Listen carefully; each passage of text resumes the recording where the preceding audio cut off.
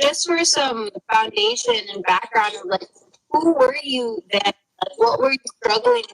I mean, you're a very accomplished person in your own right, but it wasn't that you have a problem accomplishing things. That's not where the problem is. The problem was the well-being part. So for all of the high achievers out there that are watching who just want to keep having more and doing more, but they're not maybe feeling fulfilled, or maybe there's something missing and they don't know what it is. Can you speak a little bit towards what was happening? Yeah. I mean, bottom line, I spent a lot of my time seeking validation from others. I've never had a hard time finding work. Work came to me because I'm good at networking, and people would say, Shamis, you're good at this, come help me with this thing. And as long as I was learning something new and leveraging what I already knew and was good at, I was like, hey, yeah, I love that this person wants to work with me. We're aligned. I'm going to go out there and work 120% of the time. But I realized that I was just so busy on supporting other people's vision that I just really wasn't clear on what my vision was. And through this process of getting quiet and asking myself the questions, I got there. But you know, I'm a recovering workaholic. I'm working on moving away from that language, because I really don't think that it serves me, because I still think it comes from a place of lacking, and that's something that I still get to work on. But I was working like 70 to 100 hour weeks.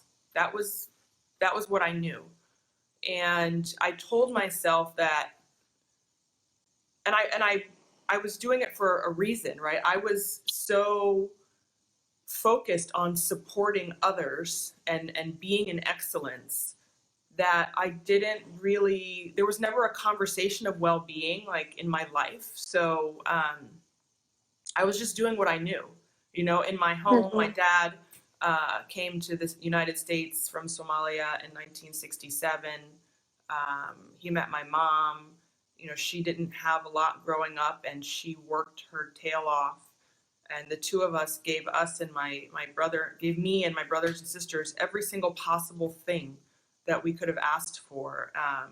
But there was this idea of like, you work hard and you struggle, and that is a necessary path to achievement and success. And you know, I was just at a networking event with my amazing college prep girls school 2 nights ago, and that place, Holton Arms, made me is a major reason who I am today.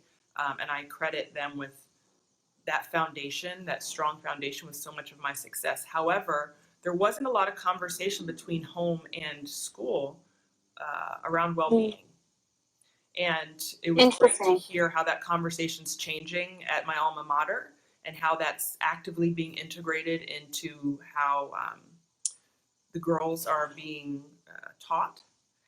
So that was a pleasure to hear. But it's like, part of me in my mind, I'm like, wow, I didn't have a chance, right? This constant pounding of like, do your best, 120%, keep going. And unfortunately, my mother passed away suddenly right after high school.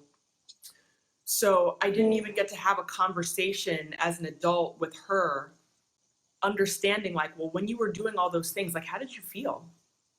Right? Like, I had my own interpretation of what she was thinking and doing and trying to be and provide for us. And I had my own interpretation of that. And there's many elements of that just didn't serve me, honestly. Right? And definitely.